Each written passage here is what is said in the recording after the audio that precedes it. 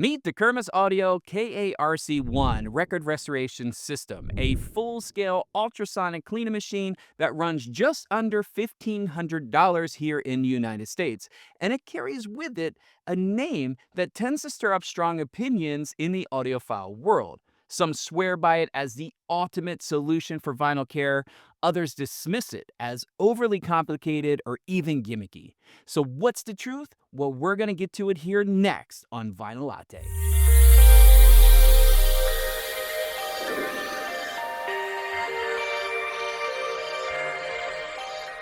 Welcome back, folks. If you're new to the channel and miss telling your friends to cut the chatter and spin the platter, well, you're at the right place. So go ahead and subscribe for a wealth of vinyl-related content. I post new videos daily, so you always have something new to watch.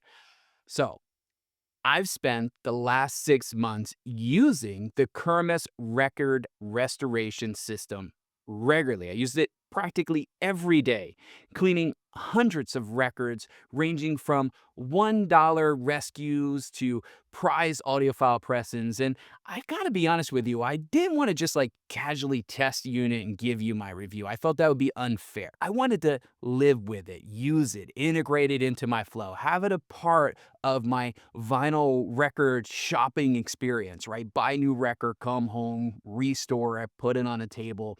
Can I get into it? So this review took months to make because I wanted to go through everything. I wanted to test every use case, and I really didn't want to leave a stone unturned. So just full transparency, guys, this isn't a quick overview. It's a full breakdown of the Kirmuss system and what it does, how it stacks up to other options, and if it's going to be worth your space, time, and money. If you're curious about what's included out of the box, check out my unboxing video already up on the channel. Also, I want to share with you that I had a chance to sit down with Charles Kirmuss himself for a live interview. He was featured on the Audiophile show that I co-host with my good mate, Shane Stevenson, and Aussie Audiophile, where we dive deep into the science and the thought process behind the machine. So if you want to geek out on specs and feeds and how things came to be, that's going to be the right video. It'll be in the description as well. Okay, let's be honest. There's a lot of ultrasonic machines on the market today for under $1,500. The most notable ones are like the HumminGuru Novo, you have the Nosti, and there's tons of dozen DIY kits, all aimed to clean your records with various different degrees of efficiency and effort. But what sets the Kirmuss apart is this restoration approach, or at least what's advertised as such. And of course, the flexibility that the unit offers. So let's get into it. Okay, guys, the Kirmuss is an ultrasonic record restoration system. It's not a cleaner here. The key word is restoration. So unlike typical ultrasonic machines that just shake off dust, the Kirmuss uses a multi-step process involving patented ionizing solution, a goat hair brush, and an ultrasonic cavitation to lift grime from deep within the grooves. It uses 35 kilohertz active cavitation and 70 kilohertz passive resonance. The default record assembly supports two 12-inch records, one 10-inch and one 7-inch record. This is plenty for most collectors, especially for those cleaning mixed formats like 10-inch EPs and, of course, those single 45s. Now, we're going to talk about a separate upgrade I made to this setup a little bit later in the video, so be sure to stay tuned here because it could be a good tip for you. Now, the KARC-1 retails for $1,480 USD directly from Kirmuss at the time of filming this review, which I gotta be honest with you, is no small chunk of change. It's definitely a premium product, but I'm gonna tell you to stick around because I'm gonna share a few tips later that might help you save some money. Now, just to be clear, this wasn't a freebie. I wasn't sent this unit to review. I bought this unit myself at a discount the same way you can. I'm gonna show you exactly where and how a bit later in the review. Okay, so one of the things I wanna call out is that at first glance, the instructions on the Kirmuss restoration process is lengthy, man. And I got to be honest with you, it's a little bit confusing. I had to read it multiple times and really try to digest what's going on. The manual comes filled with just text, and the how-to online video that you can see on Kirmuss's channel on YouTube requires literally clicking through a series of 10 videos, which takes more than 30 minutes to go through in its totality. So I'm going to try to walk you through the full Kirmuss process, simplified, short, and sweet. Step one, you're going to fill the tank with distilled water and add 2 capsules of 70% isopropyl alcohol. Step two, you're going to degas the bath by running 2 degas cycles with no records loaded or the record loader in the system. Step three is you're going to load your records and run them through a 5-minute cycle. Now, at this point, there's no solution being used during the first pass. You're just putting the records in the machine and hitting go at 5 minutes. Okay, in step four, you're going to remove the record, wipe any moisture from the record using a rabbit cloth to avoid diluting the ionizing spray that's going to be used now in step five. Apply the ionizing spray to both sides of the record, of course, one side at a time, using a goat hairbrush in a windshield wiper motion. Now, all you need is about 3 sprays, kind of in a triangle formation. That should be sufficient. Step six, you're going to load the record into the machine and run a 5-minute cycle. Step seven, you're going to remove the record, wobble to shake off the water, dry the pooled water using the supplied rabbit cloth. And step eight, you're going to inspect the surface of the record. If you see heavy water sheeting when removing the record from the machine or foaming white residue when you reapply the spray, continue with more cycles, either 5 minutes if the record is used or 2 minutes if the record is brand new. On step 9, you're going to repeat the spray and brush process between each cycle, making sure to wipe the moisture from the record machine and dry the brush with the rabbit cloth after every cycle. Okay, you're going to continue to repeat this process until you get to what is eventually step 10, and that's looking for signs that you are done. A nearly dry record surface after you do a full cycle and you pull the record out of machine, or you're looking for a rapid dissipation of the white residue when you apply the spray with the goat hair brush. If you're not seeing that residue build up and lasting on the record, then you're done. You're going to keep repeating that process, never do more than 9 cycles, regardless of the visual inspection, as you do risk damaging the record. Okay, step 11 is the final pass. So once everything looks good visually, you always want to end with a 5-minute cycle, of course, with the spray applied. That's going to finish things off. After your final cycle, you're going to go ahead and pull that record out. It should be nearly dry. You're going to use the optician's cloth to remove water residue, then polish the grooves with the felt side of the combo brush using a windshield wiper motion. Place the record on your turntable, turn on your platter, make sure that record is spinning, and then what you're going to do is lightly mist your goat hair brush with the solution and run that through both sides of the record. Now, before playback or storage, you're going to use that peristatic combo brush to remove dust and reduce static. Of course, store the record in a brand new archival sleeve and on your way to the next record. So in summary, you just keep repeating the same process until the record shows visual signs it's been restored. And then it's a matter of making sure there's no water left in the grooves with the polishing process, and then just basic vinyl care after that. Now, in practice, this is not as complicated than it may seem. It just takes time, which we're going to talk about later in this review. Okay, to really put this machine to a test, I cleaned 4 copies of the same pressing using 4 different methods. Now, this pressing was purchased at the same store at the same time from the same runs, so we have a true-on comparison as possible as we can get. And we're going to run it through 4 different methods. We're going to do no cleaning, which is going to be our reference. We're going to do a manual clean using a groove washer. We're going to do a HumminGuru ultrasonic clean, and then we're going to do a full Kirmuss process. Now, each record was played for the same 30-second section and recorded under identical conditions using the same turntable, same tone arm, and the same cartridge to ensure consistency in playback and eliminate variable influence on listener perception or frequency analysis. To make sure my ears weren't lying to me, I used a spectrum analyzer to measure the output, dynamic range, and frequency response. Okay, here's a quick rundown of what I found. The groove washer. Okay, this brought out a touch more clarity and smoothed out some of that mid-range haze.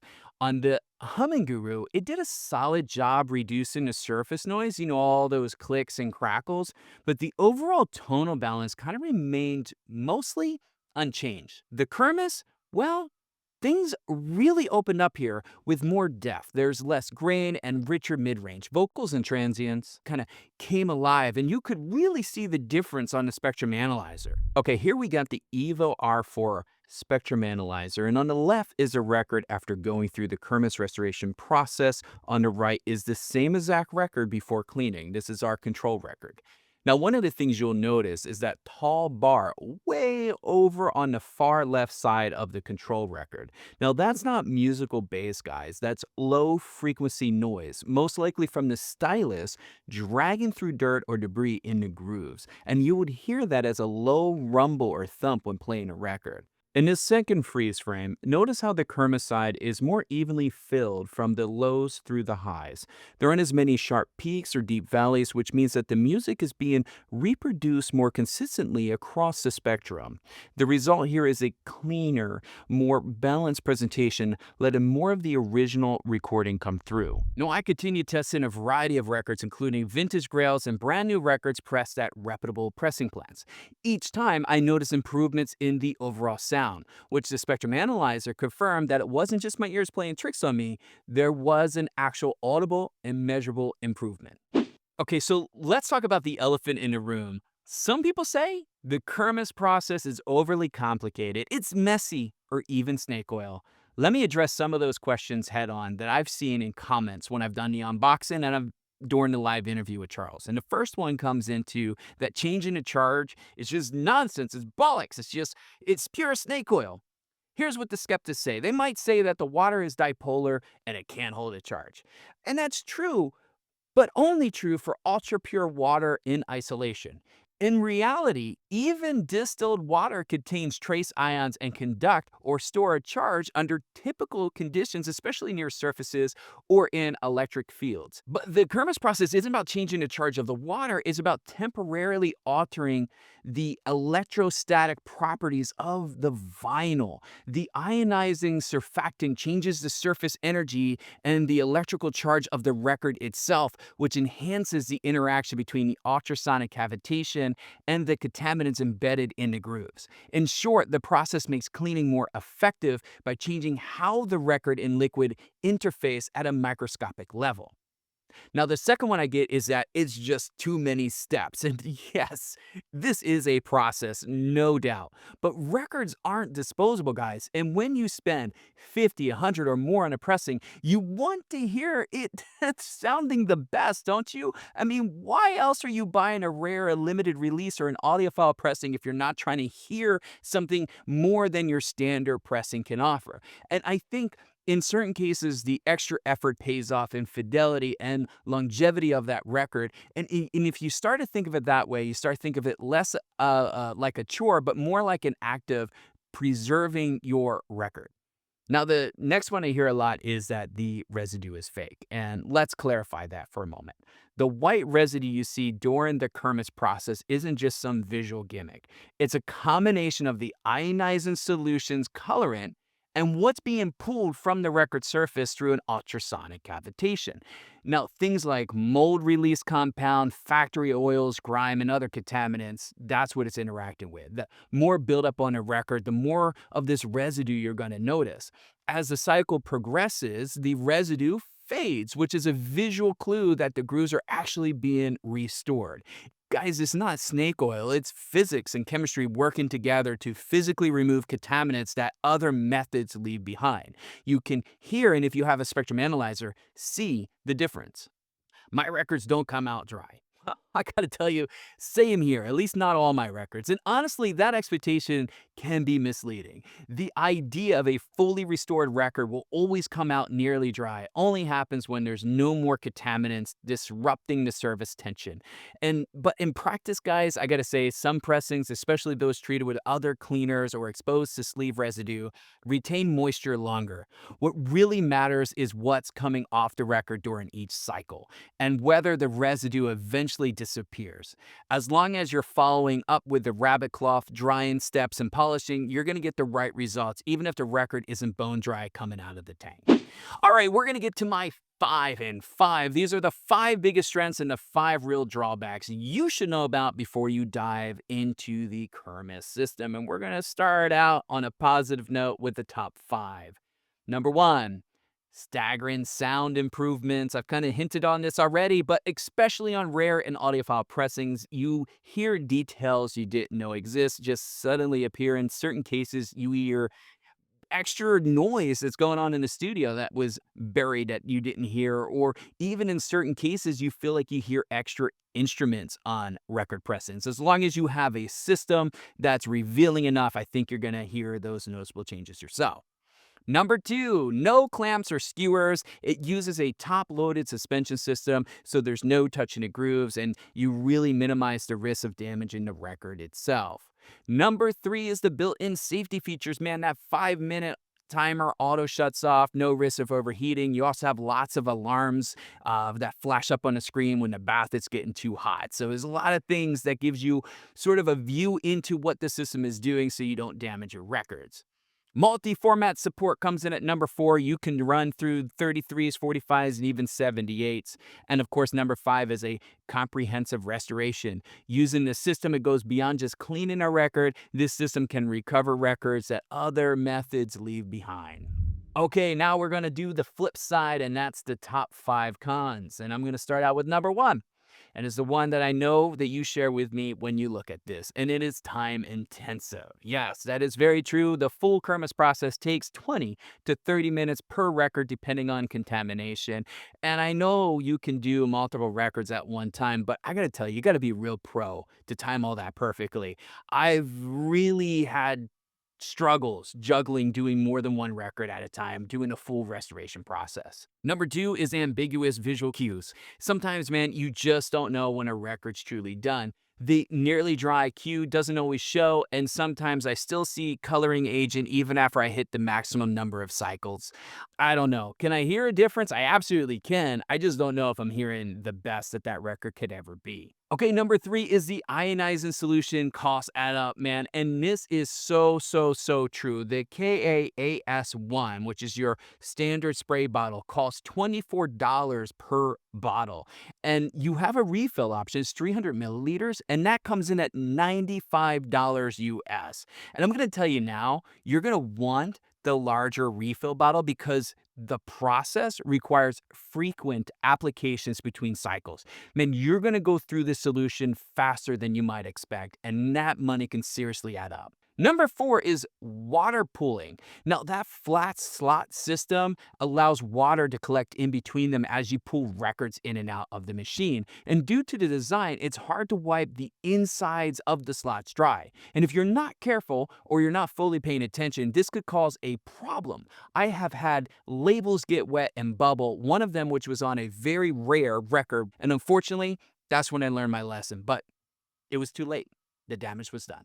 Number 5, heat buildup and water usage. After a handful of records, the bath just gets too dang hot, and you're going to need to swap out that water often. The good news is you don't need to swap out the whole bath. I usually drain about a gallon and replace it with a fresh gallon to keep my record cleaning momentum going.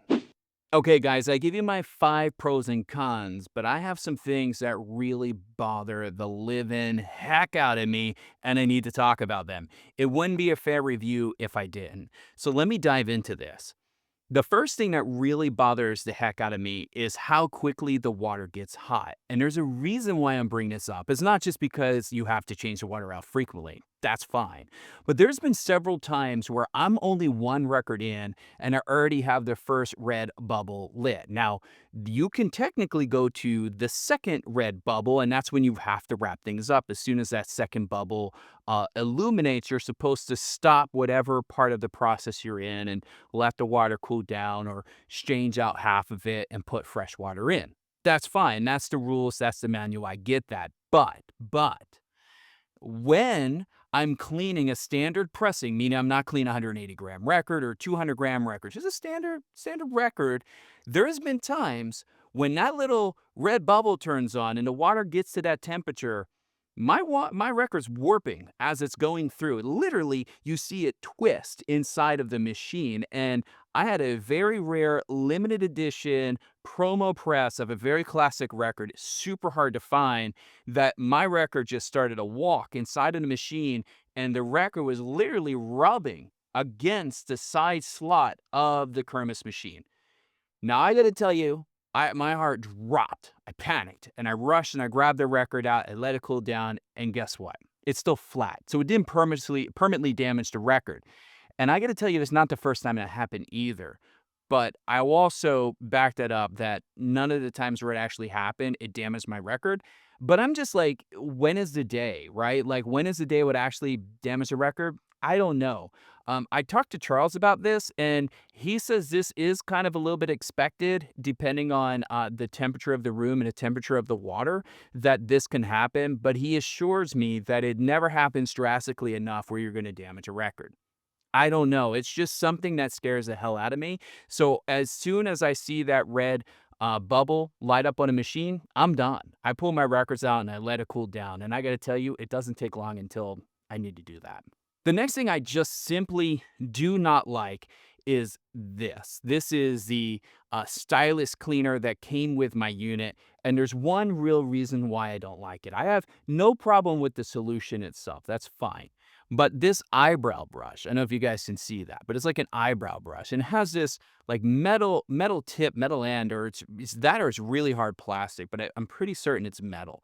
Um, that I would just be so paranoid that on a bad day with me not really paying attention, and that I would clip the body of this cleaner, this applicant, onto my stylus, and I'll rip the diamond right off the cantilever.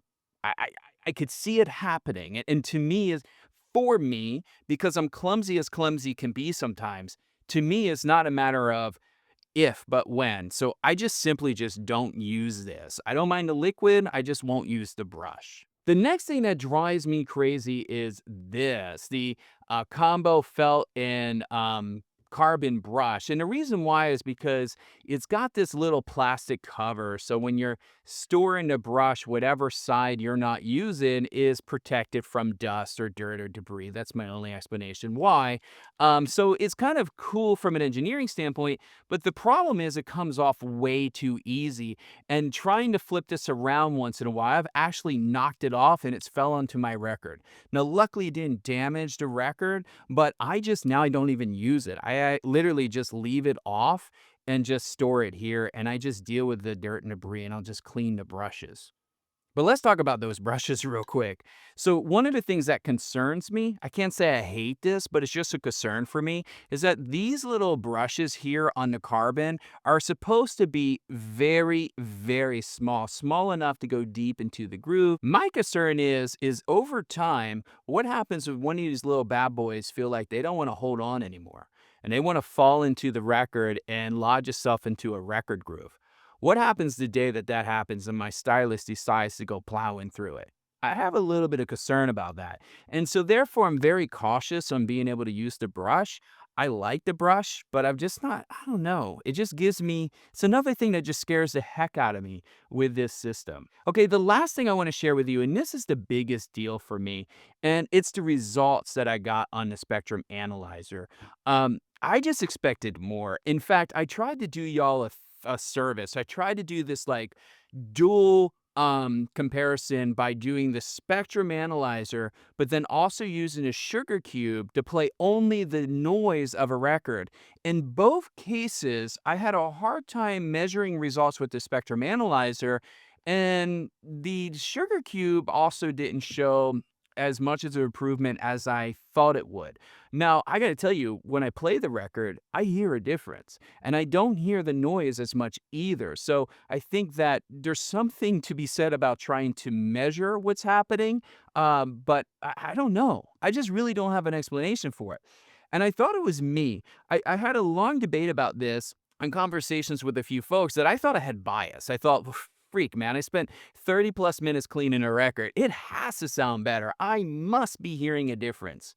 So then I did some A/B testing. And the nice thing about having multiple records of the same record and same pressing is that you can do A/B testing quite easily with other people in the room.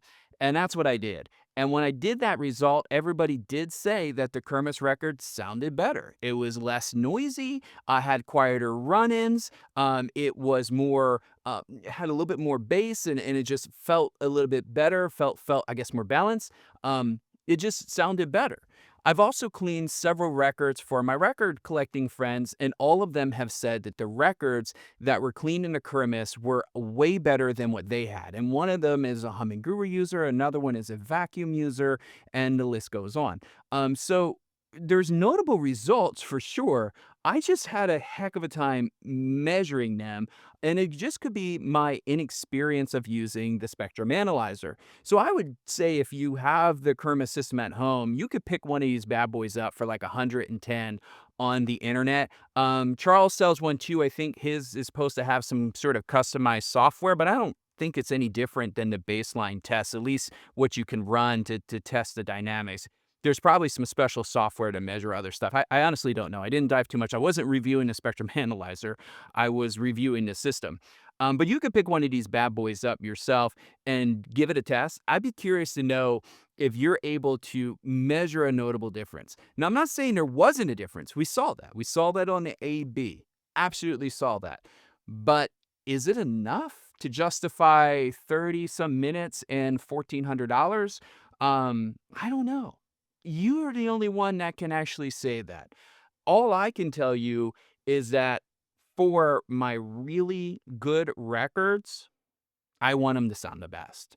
And there's no doubt what I hear is a marked improvement from a record that's not cleaned or is vintage or brand new versus running through the Kirmuss system. No doubt in my mind, it's different. And I've had third-party validation on that.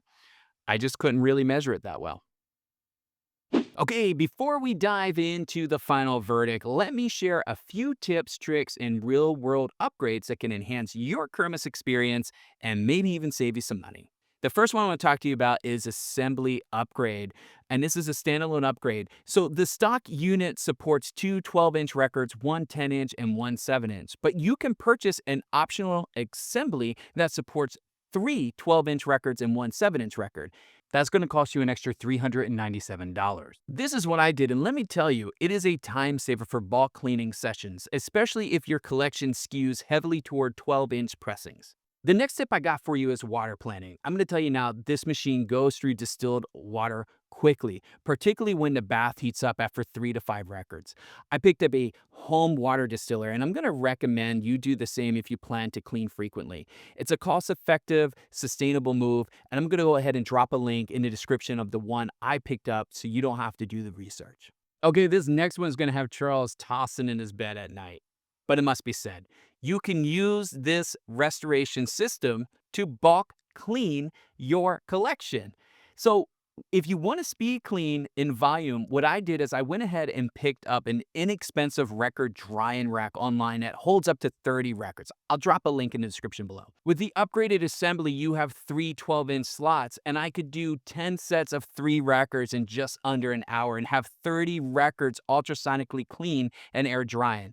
That's efficiency that most other ultrasonic cleaners just can't touch. But remember, this isn't the restoration of vinyl. It's using a machine like a traditional ultrasonic machine, cleaning the surface dust off the record. Now, earlier I told you I purchased my unit at a discount, so these next 2 tips are how you can do the same. The first one is retail discount alert. Yes, at the time of this review, Upscale Audio offers an exclusive edition of the KARC-1 for just under $1,200, and it includes over $500 in upgrades, an enhanced record washer assembly that fits the 3 LPs we've been talking about and that 145, plus 9 accessories worth just under $200. So for brand new buyers, this version is the best value you can buy online.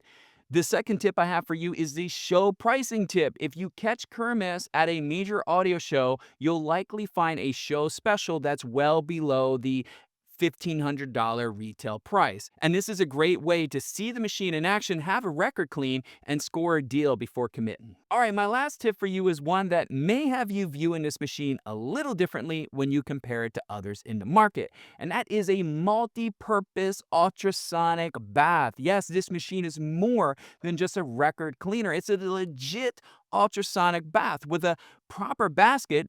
I've used it to clean jewelry, eyeglass frames, man, watch bands, you name it. So you're investing in something like this. It's nice to know it's not just a one-trick pony. You can use it as an everyday ultrasonic cleaner as well.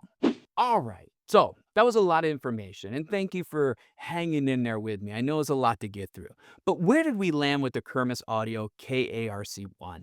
And after months of real-world use, here's my verdict. I'm going to break it down for you the best that I can. And that's going to be step by step. We're going to start with build and functionality. Now, the unit feels sturdy. Now, it's not sleek or flashy, but it's built to last.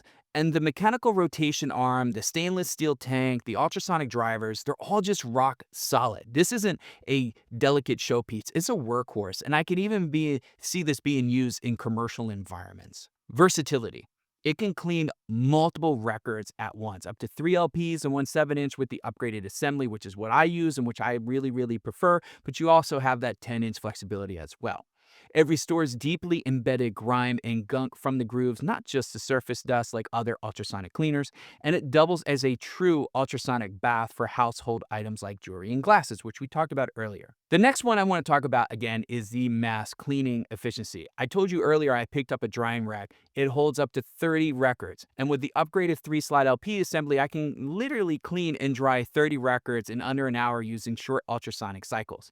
So for large hauls or record dealers, this can be a huge time saver, especially if you just want to clean some records before you sell them or bring them to a show or before you put them on the floor in your record store. What a wonderful way to batch clean a bunch of records. Heck, get 2 of the machines or 3 of the machines. You can clean probably close to 100 records in less than an hour and a half. Huge efficiency. So I want to stop here and do a comparison because I know many viewers will naturally compare this to the HumminGuru Nova, which now sells for about $800 in the US.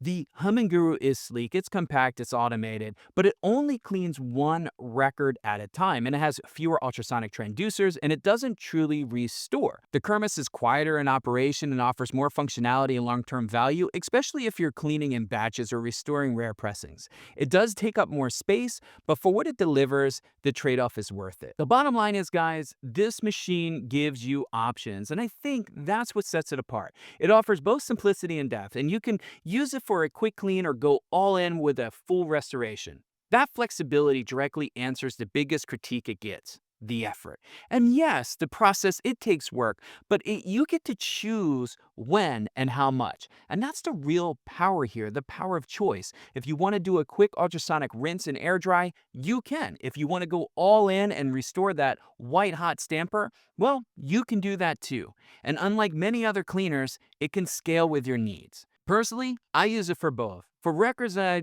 don't really care about so much to hear the stamper, I'll just do the bulk cleaning method, guys. And for the records that I really cherish and I want to hear every little detail or I want to preserve, I do the full restoration system. Maybe one day I'll go back and deep clean all my records and restore them, but I don't know if I need to hear the intimate details of, Lady Gaga or, the latest Taylor Swift album. Don't think I care, right? So here's my thoughts. If you find one on sale, especially like a show or through something like Upscale Audio's bundle, then I think you're getting a tremendous bang for your buck. I gotta say, this unit's not cheap. It's definitely not.